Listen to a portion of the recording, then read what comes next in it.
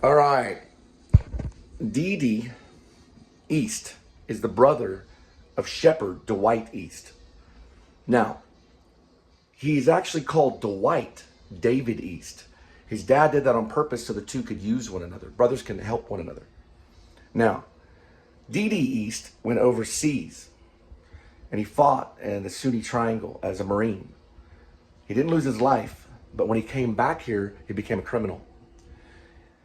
Shepherd stayed here and went to a police academy, and he became Shepherd Dwight East. That's who he is. But in Alaska, okay, by the time he left from his accusers, which was his own government that he signed up to help and state, he was accused of murder, and they were like, it's bad, and they'd give him the death penalty. The murder was done by Daniel Lucius Coppix. D.D. finds this out from Matt Deal. We never speak with the Lone Star Hacker. We never see the Lone Star Hacker, but we see him from behind.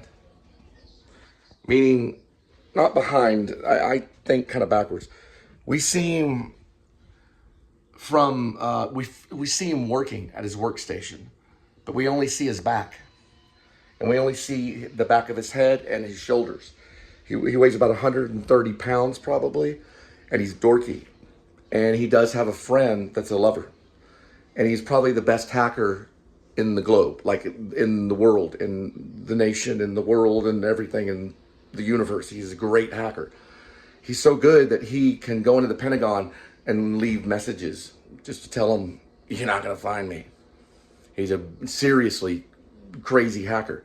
Now, what he does is he allows Shepherd Dwight East to become Archie Rector, where nobody would ever notice the difference, not with paperwork and not in the system, as in any computer system anywhere in the world. So when Archie Rector gives him his license, and when Archie Rector gives him his social security, and when Archie Rector gives him his passport, and they run it through a system, scanning it and everything, it all comes out as Archie Rector. I believe it's Archie L. Rector, but we'll check on that. We'll fact check it. Archie is actually Shepherd Dwight East. Now his brother is D.D. His brother is Dwight David Shepherd. So we know his father was a pretty serious guy. Now, why did his father call, we'll say the younger brother, but I'm not going to get with age. I'm not going to get with age. They're close to the same age. They even could probably be, they're not identical twins, but there are brothers that look very, very similar. His father did that because his father believed end times was coming. Now, that's not grammatically correct, but you understand what I'm saying. His father believed that there'd be a post-apocalypse. And that's not grammatically correct, but you understand what I'm saying. And there's a reason why I speak that way. Moses did the same. His father believed that there would be the end of the world someday. You understand that one? And it would be World War III someday. And brothers would have to use one another when the law or the government would turn on its own people. So if someone went up to him and said, what's your name? He'd say, I go by D.D. And he goes, okay, you go by D.D. Can we get a legal name? He'd say, my name is Dwight East. But he wouldn't say Dwight D. East, because his first name would be Dwight. But his brother's first name would be Shepherd Dwight East. So he would go Dwight East. And they would say, is there a middle initial? And he would say D. So he remembered D.D. He'd always give him Dwight, and there's a middle initial. And he'd say D, because I go by D.D. His father taught him to do this. They go, well, we're not getting anything under that with your social and your driver's license. So could you give us your real name? And he goes, I'm not going to lie. I'm not going to give you my first name, but I'll give you the initial. It's S. And it's Dwight East. And they'd run it again. And they'd say, is your name Shepherd? I said, that's what you call me. So his father told him to be a follower, right? And not necessarily one with legal power without charity, which is Satanism.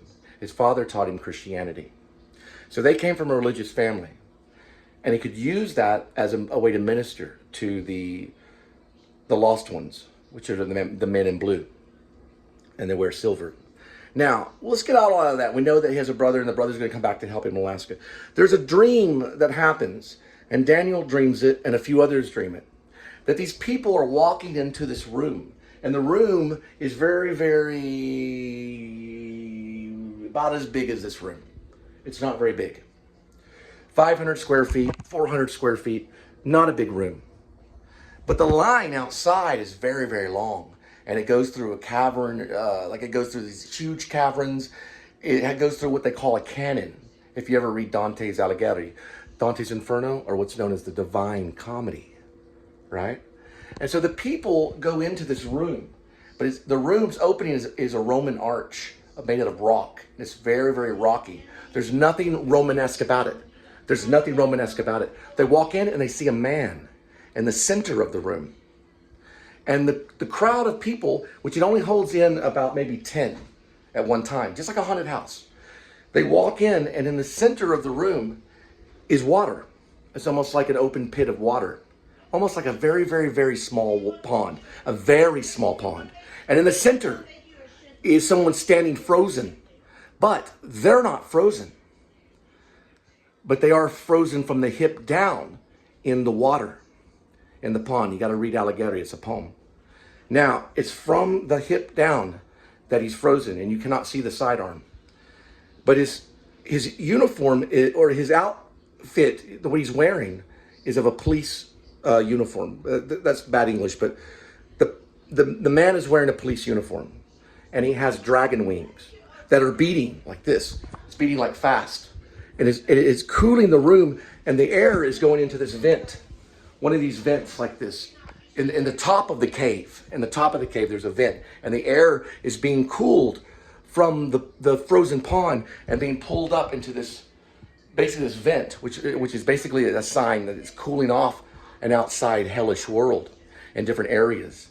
The people are crossing on one side of, and right there in the bottom, it's frozen. They can see a reflection of this beast, and he has one face here, a face here, and a face there. On the face on one side is Cassius. On the face on the other side is Brutus. It'll work because of theater. On the face here is Judas, and his legs are sticking out like that because he's being eaten. Now on this side, Cassius or Brutus, probably Cassius, his head is sticking out. And we see that it's Cassius. On this side, we see that it's Brutus. And they're both in the mouth, because there's 3 mouths. And a total of 1, 2, 3, 4, 5, 6 eyes. And there's 1, 2, 3 noses. And 1, 2, 3, 4, 5, 6 nostrils. There's 3 faces of this beast. And on his uniform the whole thing's a police uniform. And he's wearing this police outfit. And there's a star right here. It's a normal star like a police officer would wear. And he's beating the water. I mean, not the water, but the water's frozen. But he's beating the air. And the air is going up into this vent. And the people will walk by. And they walk by and they just look at him. And then they move this way. They just take a quick look, just like in a haunted house. Then they go out of this other Roman archway. But it doesn't look like a Roman archway. It looks like a naturally built archway. Like the earth has naturally built it. Nothing in it has a sign that was built by a man. But it looks like the cave was naturally built that way. So it's a cave. But it's a room. It's a cave room. And it has a vent that looks like a man built it. The vent is the only thing. So it's something that looks like in a haunted house. He leaves, but it looks real. The faces look real. And they see it and they leave with the crowd. Now, one time in the movie, we see where the people are going. It's very the house that Jack built. They go out of this one archway. Listen, she's going to talk over me because we're in a Lanford Wilson play. But I'm not Lanford Wilson, I promise you. And she goes through this archway. And she sees, or they all see this lake of fire. It is huge and lava coming out. And they look back towards the room. And then they look at the fire and they jump in and it goes, and they cease to exist. They all have this dream. And the thing about it, the special part of the story is that the dream comes from Shep dreams it and Daniel dreams it because they share similar sin. For one thing, they've sold their soul to the devil. to be an accuser of the public. But Shepherd could be saved because the public begins to accuse him. So he has the ability to possibly betray God, but he chooses not to because he meets a company. He meets a team of snipers called RIB, and they're a militia out in Alaska. And it's called the Revolutionary Independent Branch. And the book series, which leads to time travel, is actually called RIB. Now, this particular story is called RIB Apprentices. Dog Night Out, which stands for something. So it goes RIB Apprentices or Dog Night Out, close parentheses, with a dash, Shepherds of Alaska. I cut the because Facebook did.